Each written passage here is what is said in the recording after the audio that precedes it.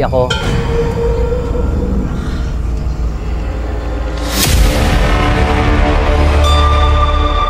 Meron akong...